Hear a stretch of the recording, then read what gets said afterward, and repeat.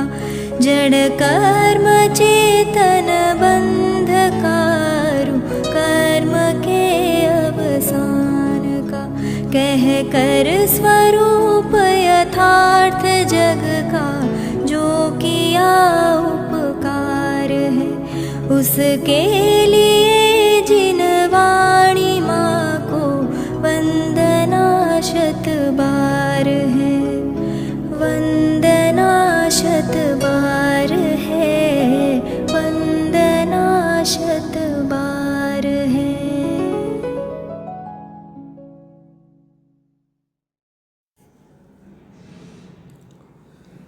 ओम नमः सिद्धेभ्यः ओम नमः सिद्धेभ्यः ओम नमः सिद्धेभ्यः। अनाहरी स्वभावनी साधना।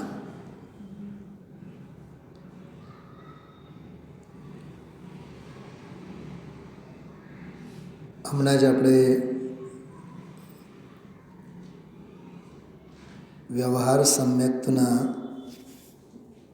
प्रकरणमां नियम सार अंतर्गत 5મી, 6ઠી અને 7મી 3 ગાથાઓ વાંચી ગયા છે. છેલ્લા 3-4 સ્વાધ્યાય વ્યવહાર સમ્યક્તનું સ્વરૂપ, એમાં આગમ, આપ્ત, આગમ અને તત્વ. આપ્ત, આગમ અને તત્વ. તો આપ્તની શ્રદ્ધા, આગમની શ્રદ્ધા અને તત્વની શ્રદ્ધા.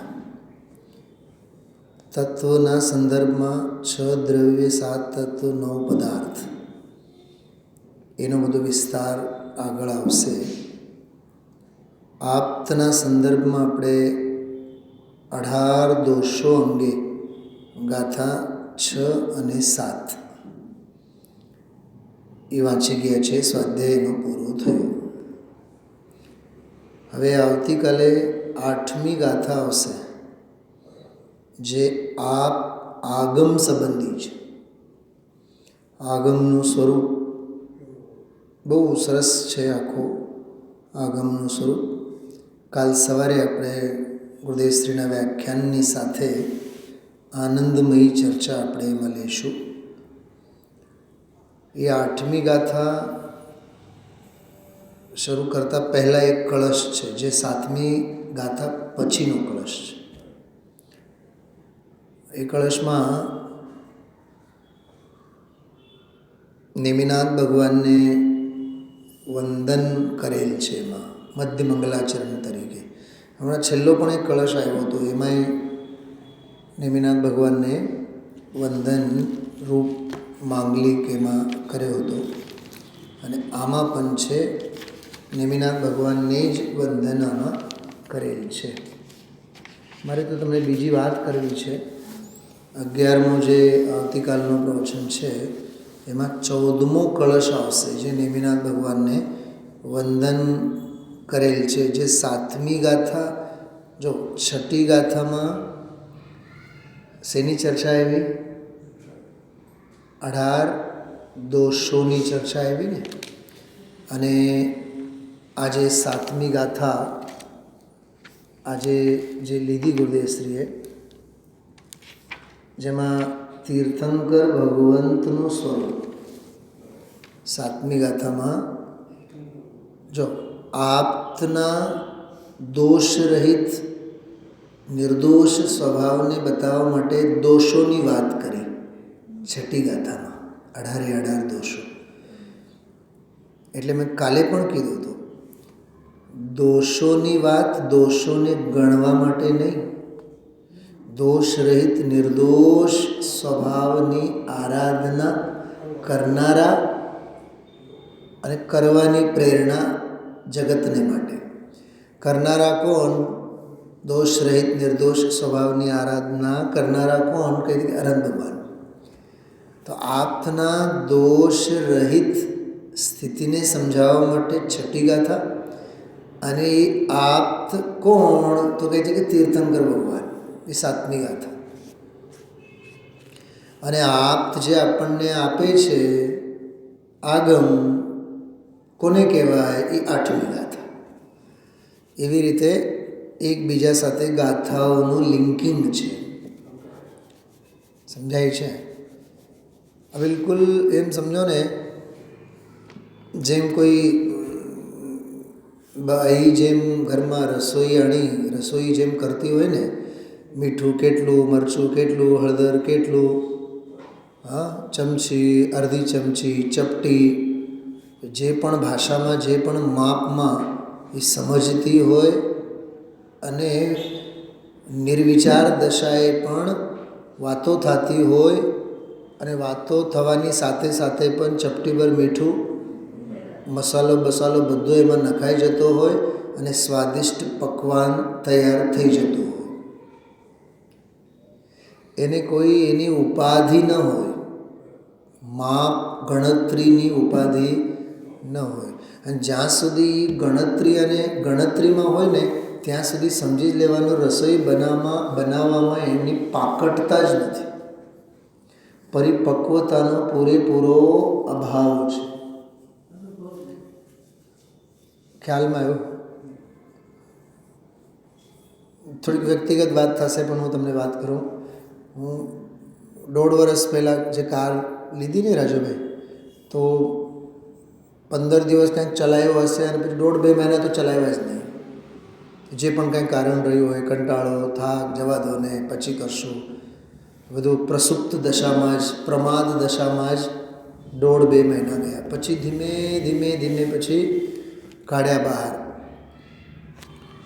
પણ કોઈક દિવસ કાઢીએ, કોઈક દિવસ નહીં, કોઈક દિવસ કાઢીએ, કોઈક દિવસ એમ લગભગ 6 મહિના ગયા હશે. એ 6 મહિનામાં માંડ 2 મહિના આપણે ચલાવ્યા હશે. કોઈક વાર રાત્રે ચક્કર મારી આવીએ, ને તો સવારે મારી આવીએ, પછી કંટાળો આવે, એવું બધું. આમ બિલકુલ સમજો ને, લીધા બાદ 6 વર્ષ દી તો સાવ અવગ્રહ ઇહા આવાયનો તો નંબર જ ના આવ્યો. અને પછી જે કાંઈ પણ સમજો ને કે પ્રચંડ પુરુષાર્થ ઉછળ્યો ફેબ્રુઆરીમાં, કેમ કે માર્ચ એપ્રિલમાં 12મા ધોરણના પેપર ચેક કરવા માટે બહારગામ જવાનો હતો. અને એની અનંતર પૂર્વ ક્ષણવર્તી પર્યાય ફરવરીથી ચાલુ થઈ કે આપણે જે એપ્રિલમાં જવાના છીએ એ ગાડી લઈને જ જશું.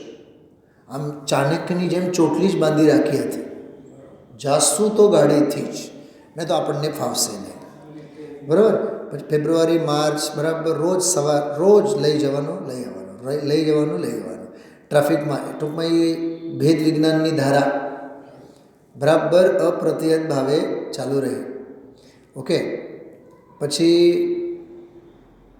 એપ્રિલ મઈમાં એ સારો એવો પડધરીનો પ્રવાસ, પડધરીનો પ્રેમ, જે પણ કહો, એમાં બિલકુલ સમજો ઉપશમ ક્ષપક શ્રેણી એવી ચઢાની.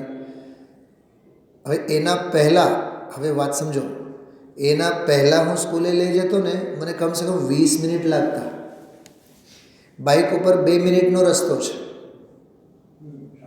અને ગાડીમાં મને 20 મિનિટ લાગતા. 20-22 મિનિટ, 18-20 મિનિટ. એટલે હું અડધી કલાક, 20-25 મિનિટ તો વહેલો જ નીકળું. હવે એની વાત કરો, આજના તારીખની કે ગઈકાલની કે છેલ્લા મહિના 2 મહિનાની વાત કરો. ઓકે, દિવાળી પછીની વાત કરો.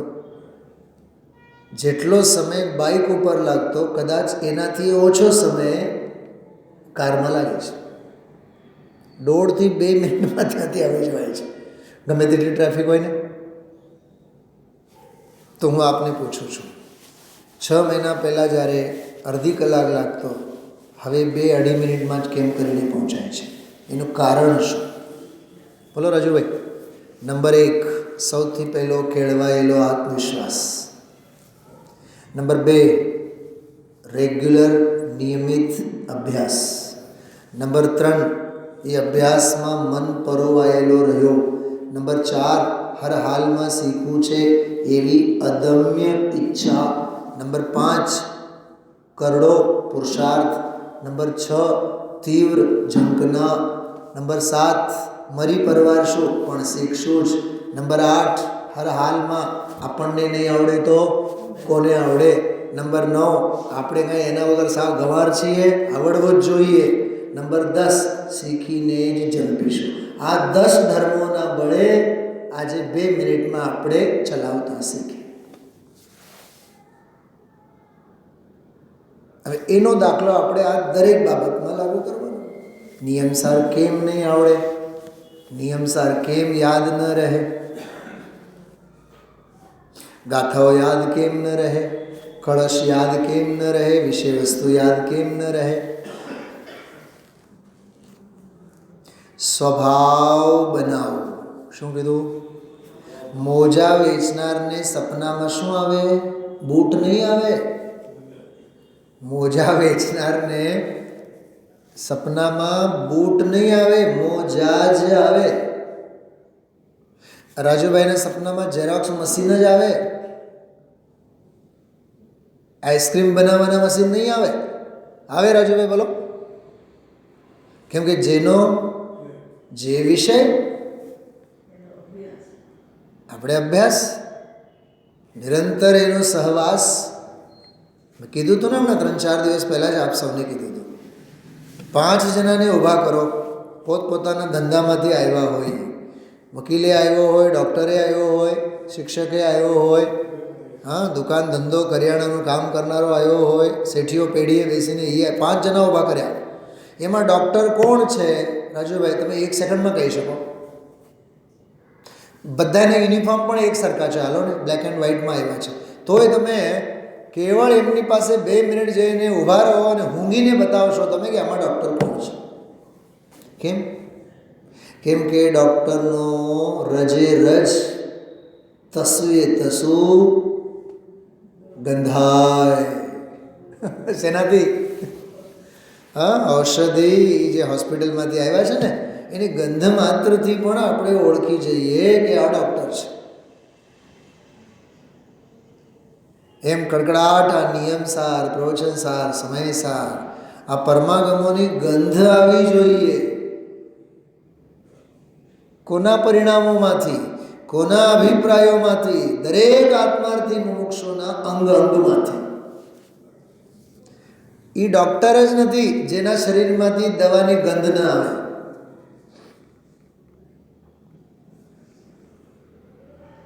કંઈક સમજાણું?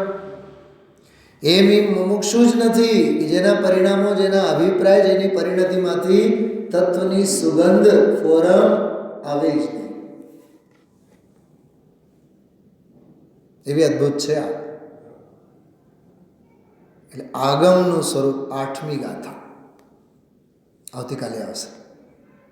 શાંતિ સુધા બરસાય જીનવાણી, વસ્તુ સ્વરૂપ બતાય જીનવાણી. આ જે સ્તુતિ છે ને, એ નિયમસારની 8મી ગાથાનો અનુવાદ છે. પૂર્વા પર સબ દોષ રહિત હૈ, પાપ ક્રિયા સે શૂન્ય. આખી ટીકાની પંક્તિઓ છે આ. પરમાગમ કહેલાય જીનવાણી. આ 3 વાક્ય એમાં છે. પરમાગમ ભવ્યો કો અર્પણ, મુક્તિ વધુ કે મુખ કા દર્પણ. એ બધા જ રૂપકો એમાં છે. ભવસાગર સે તારે જીનવાણી. બોલો. રાગ રૂપ અંગારો દ્વારા મહાક્લેશ પાતા જગ સારા, સજલ મેઘ બરસાય જીનવાણી.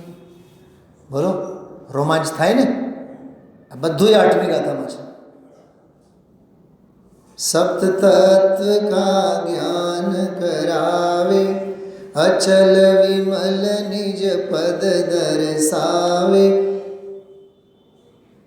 સુખ સાગર લહેરાય જીનવાણી, વસ્તુ સ્વરૂપ બતાય જીન. બોલો, પૂરી આખી ટીકા પૂરી થઈ ગઈ. ગાથા પછીનો કળશ આવી જશે.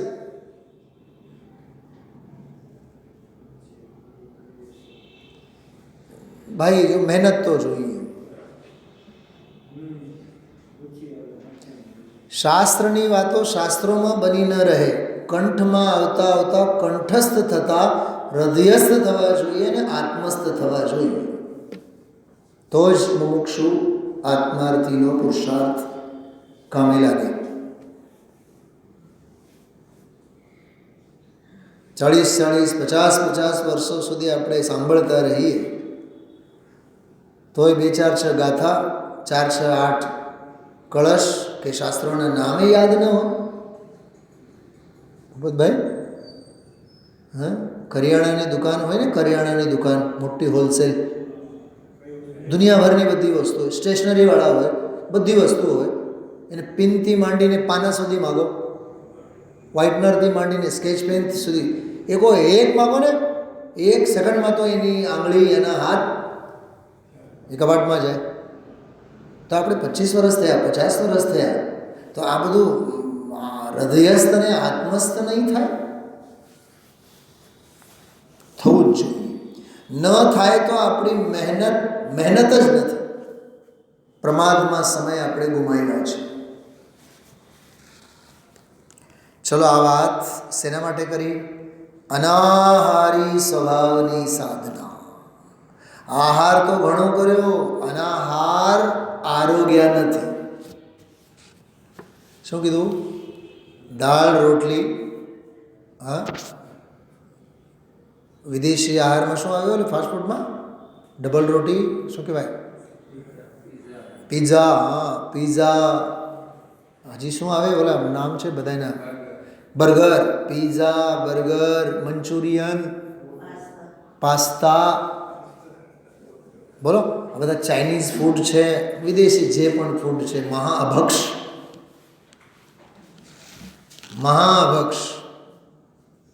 બ્રેડ શું છે? ભક્ષ છે કે અભક્ષ છે? બોલો રાજુભાઈ. બ્રેડ બને છે શેનાથી બતાવો? જો આપ શબ્દ બોલ્યા, ઈસ્ટ. ઈસ્ટ શું છે? One kind of A bacteria. A wedge નથી, નોન વેજ છે.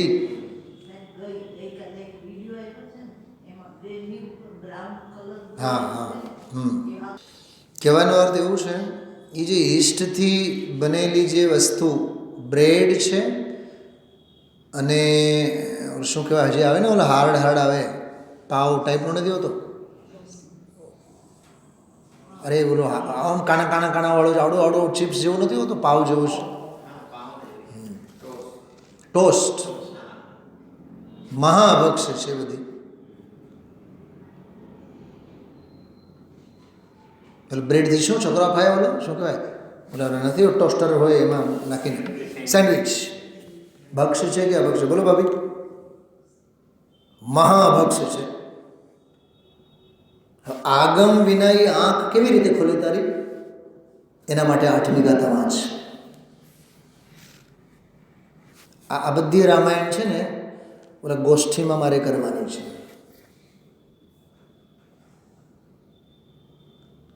ભૂપતભાઈ, ખાનપાનના પણ વિવેક ભાન જોઈએ. આગમ ચક્ષુ સાહુ કહેવાય. સાધુ આત્મસાધક જીવ કેવા હોય? આગમ ચક્ષુવંત હોય. એની આગમની આંખ 24 કલાક ખુલ્લી હોવી જોઈએ. અનુપસેવ્ય નામનો એક અભક્ષ આવે, જેને જ્ઞાનીજનો સેવતા નથી. જ્ઞાનીઓ સેવવા માટે ના પાડે છે, એ બધું અનુપસેવ્ય છે. નથી સમજાણું? અરે સેવન કરવા લાયક નથી, એમ સરળ શબ્દ છે એમાં. જ્ઞાનીઓ જેને સેવવા માટે ના પાડે કે સેવતા નથી, પોતે સેવવા લાયક નથી, એનું નામ અનુપસેવ્ય કહેવાય. હવે જ્ઞાનીઓ ના પાડે, પણ આ ભાઈ સાહેબ તો ખાધા કરે. હું પૂછું, ગુરુદેવ તમારી ઘરે આવ્યા, ભૂપતભાઈ બ્રેડ ખાશે, ટોસ્ટ ખાશે, રાત્રે ભોજન કરશે, રાત્રે આરંભી ક્રિયા કરશે? નહીં કરે ને. તો આપણે કેમ કરીએ છીએ? એનો અર્થ અનુપસેવ્ય નામનો અભક્ષ જીવનમાં ચાલુ જ છે. ઓલું તો અભક્ષ છે, ખાનપાનવાળું, દરેક ક્રિયામાં લાગુ કરવાનું. મુનિરાજ સૂર્યોદય પહેલા ગમન કરશે, વિહાર કરશે? નહીં કરે ને. આપણે ગ્રહસ્થ બધી આરંભિક ક્રિયાઓ આપણે ચાલુ થઈ જાય છે. અશક્ય અનુષ્ઠાનના ભાગરૂપે કરવા પડે વસ્તુ જુદી છે, પણ વિવેકભાન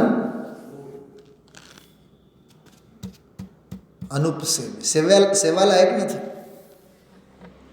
બજારની અભક્ષ વસ્તુઓ ખાવા લાયક છે નથી. જ્ઞાનીઓ ખાય છે, હલો, જ્ઞાનીઓ ખાય છે, નથી ખાતા ને, તો એ અનુપસેવ છે કે નહીં? અણગાળેલ પાણી, પેપ્સી, કોકો, બોલો રજુભાઈ, હા, જે પણ લિક્વિડ તમે નામ લો ને બહારનો, જ્ઞાનીઓ પીશે એટલું વિચાર કરો. જ્ઞાનીઓ ખાશે? નહીં ખાય. મીઠાઈની દુકાનમાંથી તમે કેવી હાઈ ફાઈ 1000 રૂપિયાના કિલોની મીઠાઈ તમે લઈ આવો, કાજુ પાક કહેવાય કે શું કહેવાય, ખજૂર પાક, કાજુ પાક નહીં, કાજુ, હા, એ જે પણ લઈ આવો, જ્ઞાની ખાશે? નહીં ખાય ને. પણ રેકડી પરથી તમે 50 રૂપિયાના ફ્રૂટ લઈ આવો તો એ ખાશે. ફ્રૂટ ખાશે કેમ કે ભક્ષ છે, પણ મીઠાઈ નહીં ખાય જે 10,000 રૂપિયાના કિલોનો તમે લઈ આવ્યા છો. તો જ્ઞાની નહીં ખાય તો અજ્ઞાની કેમ ખાય? મુનિરાજો નહીં ખાય, શ્રાવક કેમ ખાય? મારા ગુરુ નહીં ખાય તો શિષ્ય કેમ ખાય? એમ વિચારો. આવી દ્રષ્ટિ આગમ વિના નહીં થાય. આ વાત આમાંથી હું કાઢું છું. આહાર તો ઘણો કર્યો, આહાર તો ઘણો કર્યો છે. ભક્ષનો ખ્યાલ નહીં, અભક્ષનો ખ્યાલ નહીં. હા, નાના જાતિના બધા આહારો, બધા બહારના ઘણા ઘણા ઘણા ઘણા ઘણા ખાધા, પણ જે ખરેખર જે ખાવું જોઈએ એ ખાધા નહીં. સવારના સ્વાધ્યાયની ભાષામાં કહીએ, જેને આજ સુધી નથી માને એને તો આજથી એને માન. જેને જે તારું નથી એનું માન્યું છે એને પોતાનું માનવાપણું છોડી દે. જો ભૂખવાળી વાત, આ પ્રકરણ ચાલે છે, અનાહારી સ્વભાવ કી સાધના વાત, એની વ્યાખ્યા કરું છું. અબ તક અગણિત જડ દ્રવ્યો, ગાડી જોઈએ, બંગલા જોઈએ, વસ્ત્ર જોઈએ, પાત્ર જોઈએ. હા ભૂપતભાઈ, રાત્રે મોડેથી સૂતા હો તો હમણાં એક સ્વાધ્યાય મોકલું છું, સાંભળો, સાંભળીને સુવો. સુમત પ્રકાશજી પંડિતજી સાહેબ હમણાં એકલિયા પાર્શ્વન સોનગઢ આવ્યા છે. 5-6 દિવસ છે, 4-6 દિવસ છે. ગઈકાલથી એમનો એક નિરપેક્ષ બ્રહ્મચારી રવિન્દભાઈની એક રચના છે. નિરપેક્ષ રહો, નિરપેક્ષ રહો, નિજ આત્મ મેં નિરપેક્ષ. બહુ સરસ રચના છે. નિજ આત્મ મેં નિતત્ર રહો, જગત માત્રથી નિરપેક્ષ. બહુ સરળ શબ્દોમાં, બહુ અદ્ભુત, આનંદ, મજા આવે, ડોલી ઉઠીએ. તને જ્યાં અપેક્ષા છે ત્યાં તું દુઃખી છે. મંદિરે આવ્યા, સ્વાધ્યાય નથી, તો તને સ્વાધ્યાય સાંભળવાની અપેક્ષા છે ને, તારા જેવા કોઈ દુઃખી નથી. આવા દ્રષ્ટાંતો આપ્યા છે. ખ્યાલમાં એવું બધે અપેક્ષા લઈને જ ઊભો છે આજે. વિષય, ભોગ, માન, પાન, ફલાનું ઢીગણું.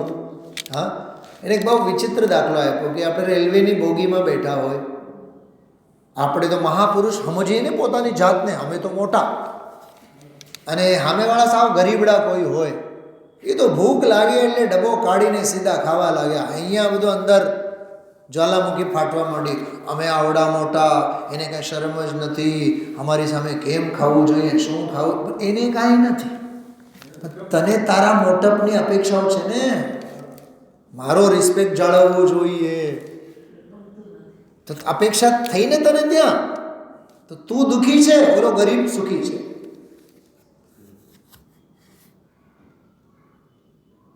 મને તો આમ જ જોઈએ, મને તો સુવિધા જ જોઈએ, મને તો ફલાનું જોઈએ, મારું તો કોઈ માનતા જ નથી, મારું બધાએ માનવું જોઈએ.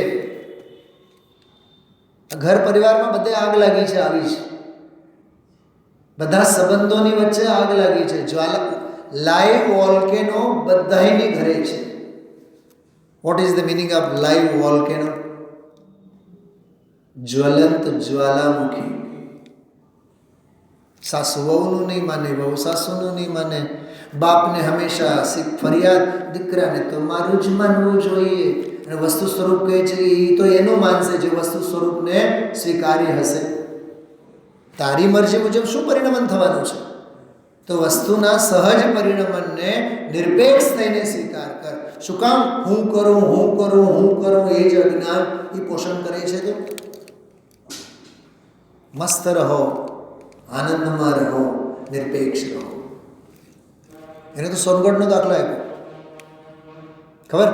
સોનગઢમાં જે કાંઈ થઈ રહ્યું છે બહુ ખરાબ થઈ રહ્યું છે. કેમ?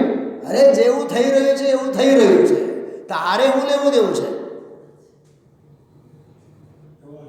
કોણ કરે છે? કોઈ કરતો નથી. સ્વયમેવ ઇસ જગત કા. બધું સ્વતંત્ર પરિણમન છે. એક બહુ મસ્ત દાખલો, એક મજાની વાત કરી. સમજો સોનગઢ જેવો એક સંકુલન, આ રાજુભાઈ અબજોપતિ છે અને એક આખું મોટું સંકુલન જ ઊભું કર્યું, તો સમ્યક દર્શન થશે ને? એને ને જરીક તો થશે, ક્ષાયિક નહીં, ઉપશમ તો થશે નહીં. થાય, ત્રણ કાળમાં નહીં થાય. કેમ? એમ માનીને બેઠા છે ને મેં કર્યું. તો જેને મેં કર્યું એમ આવ્યું ને, એ કર્યું એ અપેક્ષા છે. મારું નામ લેવું જોઈએ, મને માન આપવું જોઈએ, મને શાલ ઓઢાડવું જોઈએ. શું છે? ઘણા બધા દાખલા આપ્યા. એણે તો એક બહુ મસ્ત દાખલો એ આપ્યો કે મંદિર ભરેલું હોય ત્યારે ઓલા ગુલ્લકમાં પૈસા મૂકવામાં, પૈસા નાખવામાં તને કેવી મજા આવે છે? ગામ જુએ છે ને, 100 રૂપિયાની નોટ કડકડતી કાઢીને એમાં નાખે. અચ્છા, એકલો એકલો તું મંદિરમાં હોય ત્યારે તને 100 રૂપિયા ગુલ્લકમાં નાખવામાં મજા આવે છે? નથી આવતી ને? તો તને હજી દુનિયાની અપેક્ષા છે. તું દેખાવો કરે છે ધર્મનો. તો જ્યાં અપેક્ષા ત્યાં દુઃખ. આપણે વિચારો. સમજો, મારી વાત કરું.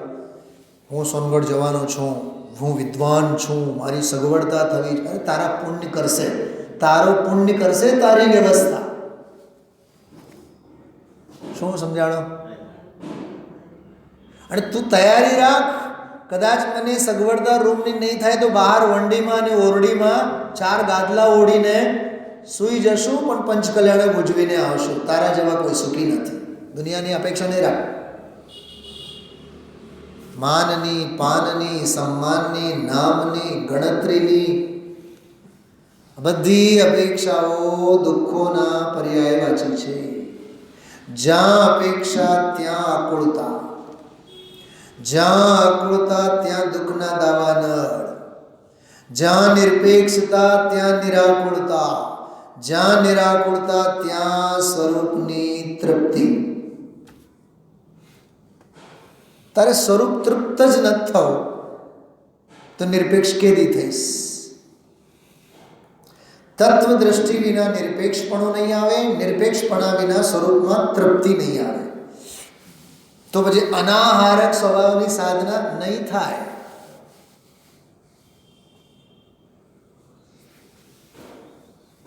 દુનિયાથી નિરપેક્ષ. હું એક વાત કરું, એ આખા વ્યાખ્યાન સાંભળ્યા બાદ મને એટલું સમજાણો, દુનિયાથી તું મરી જા. શું કીધું?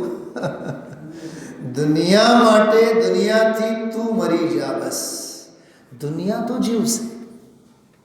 દુનિયાને નહીં માર, દુનિયાને મારી નાખવાના પાપ નહીં કર. તું મરી જા દુનિયા માટે, તો તું તારામાં જીવતો રહીશ. ત્યારે નિરપેક્ષપણું પ્રગટ થાય. અનાહારી સ્વભાવ કી સાધના. કેટલી અદ્ભુત વાત છે. હા, બોલો જીતુભાઈ. લાખો છે, કરોડો જોઈએ, એ આહારની ભીખ માગે છે. હા,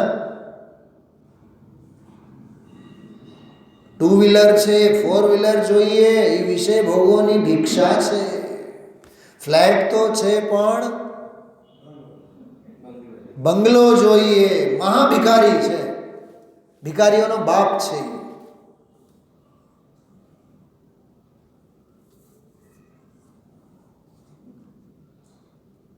ખ્યાલમાં આવ્યું?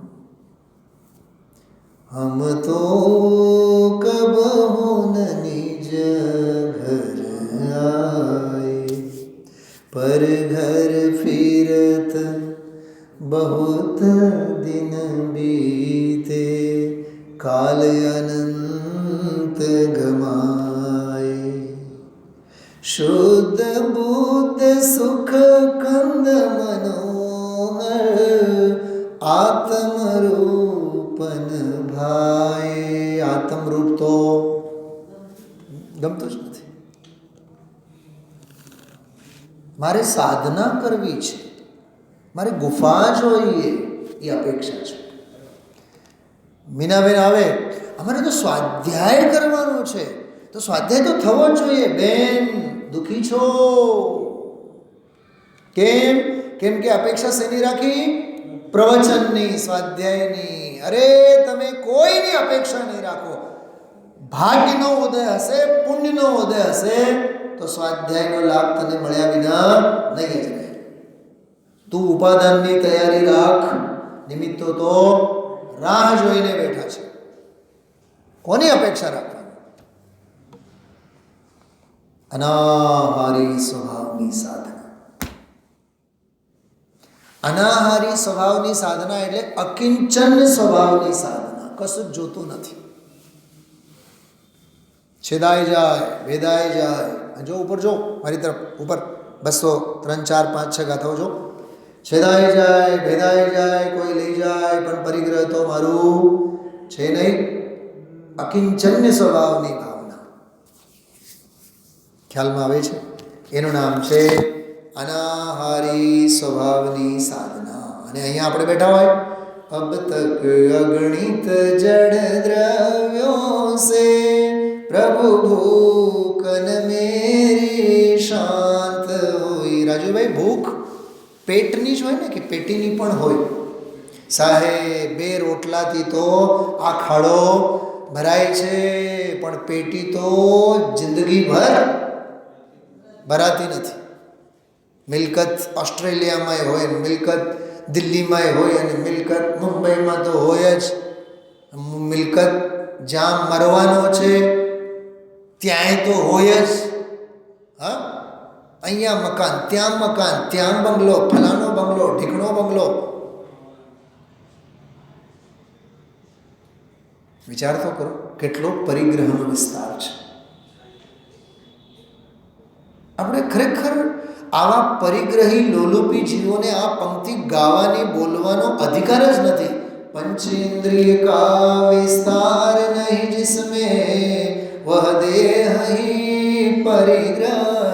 આવા ભક્તિભાવથી બોલીએ છીએ, પણ પરિગ્રહના પોટલામાં જ આપણા પગ પડેલા છે. આ મારું, આ મારું. અહીંયા કહે અનાહારી સ્વભાવ કી સાધના. સરસ અન્ને પણ નહીં મનની પ્રસન્નતા. તો હું તમને કહું છું, આહાર કેવળ પેટ માટે, કે આહાર બીજું પણ હોય? કશાયની ભૂખ, સંયોગોની ભૂખ, ગાડી વાડી લાડીની ભૂખ, શું છે?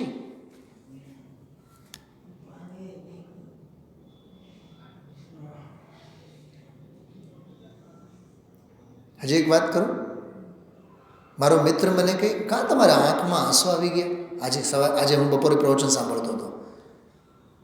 મારો મિત્ર મારી પાસે આવ્યો, કાં તબિયત બરોબર છે ને? મને કહે, નહીં. મેં કીધું, આજે હું સાંભળું છું ને, એની કેવળ મુદ્રા જોઈને મને રડવું આવે છે. મેં કીધું, સુમત પ્રકાશજી સાવ સૂતરનો આમ હાફ બંડી પહેરીને અંગ આખું દેખાતું હતું, અને એકલિયા પાર્શ્વનાથ. ઠંડી તો કેવી ભયંકર! હા, અને આપણે તો 6 ગોદડા અને ગાદલા અને આ બધું ઓઢીને આપણે મોહાવેશમાં વર્તીએ છીએ. અને એ જીવની પરિણતિ જુઓ.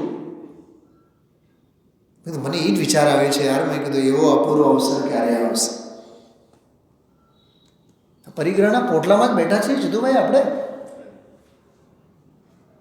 બધે અપેક્ષા. ઠંડી હોય તો ગરમ કપડાની અપેક્ષા, ઘરમાં હીટરની અપેક્ષા, ગરમી હોય તો ઘરમાં એસીની અપેક્ષા. અપેક્ષા અપેક્ષા અપેક્ષા અપેક્ષા અપેક્ષા એટલે ઈચ્છા ઈચ્છા ઈચ્છા ઈચ્છા એટલે મરવું મરવું મરવું મરવું, આકુળતા આકુળતા આકુળતા. એ સિવાય શું કરીએ છીએ બતાવો? હું સમજાણું શું કીધું મેં? આહાર એટલે કેવળ પેટનો આહાર નહીં લેવાનો, એ ભૂખવાળો આહાર નહીં. જો અહીંયા લખ્યું છે અબ તક અગણિત જડ દ્રવ્યો સે. જડ દ્રવ્ય બધા આવી ગયા ભૂપતભાઈ, ચરાચર જગત બધું જ આવ્યું. બંગલો, ગાડી, નોકર, ચાકર, એ બધા જ આહારમાં આવ્યા. પ્રભુ ભૂકન મેરી શાંત હુઈ, મારી ભૂખ શાંત નથી થતી. તૃષ્ણા કી ખાઈ, આ ખાઈ આજી ડામ વેળી પણ ખાઈ છે ને, આજી નદી જે વહે છે આજી ડેમથી આગળ, એ ઘડીકમાં ભરાઈ જાય. પણ આ ખાઈ તો મોરબીની મચ્છુની ખાઈ પણ ભરાઈ જાય, પણ આ ઈચ્છા ખાઈ તો નહીં ભરાય. મચ્છુ ખાઈ તો ભરાય છે, પણ ઈચ્છા ખાઈ નહીં. તૃષ્ણા કી ખાઈ ખૂબ ભરી પર રીત રહી વારેત રહી. युग युग से इच्छा सागर में प्रभु बोते खाता आया. चरणों में व्यंजन अर्पित कर अनुपम रस पीने आया. निरपेक्षता, दुनिया भरती निरपेक्षता, अनाहारक स्वभाव. યાદ રાખજો, મેં ફરીથી બોલું છું ત્રીજી ચોથી વખત, આહાર એટલે કેવળ ભોજન નહીં લેવાનું. 5 ઇન્દ્રિયના જેટલા જે વિષય ભોગો, બહારના બધા 9 કર્મો, શરીર અને શરીરાશ્રિત સંયોગો, એ બધા જ આહારમાં આવે. જેમ મેં સગવડતાની વાત કરી, ઉતારાની વાત કરી, ખાવા પીવાની વાત કરી, પહેરવા ઓઢવાની વાત કરી. 24 કલાક શ્વાસ કોની હારે લઈએ છીએ આપણે? આ જ સંયોગોની હારે લઈએ છીએ ને. પરિગ્રહના પોટલા તો બાંધીને રહીએ છીએ. તો કે છે કે સૌથી અનાહારી થાવ અને સૌથી નિરપેક્ષ થાવ. હોય તો ભલે, ન હોય તો ભલે, હોય તો ભલે અને ન હોય તો ભલે. વિચારજો. ઓમ નમઃ સિદ્ધેભ્ય.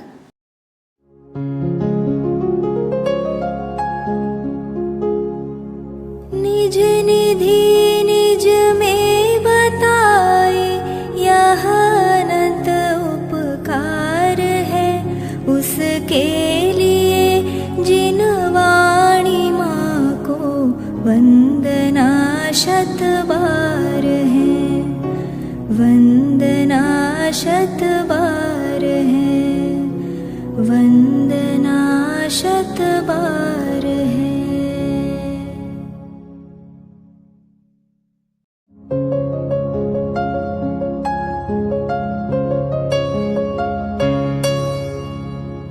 जिन वाणी भारती तो ही जपो दिन रैन, जो तेरी शरणा गहे सो पावे सुख चैन. जा वाणी के ज्ञान ते सूझे लोकालोक, सो वाणी मस्तक नवो सदा देत हो ढोक, सदा देत हो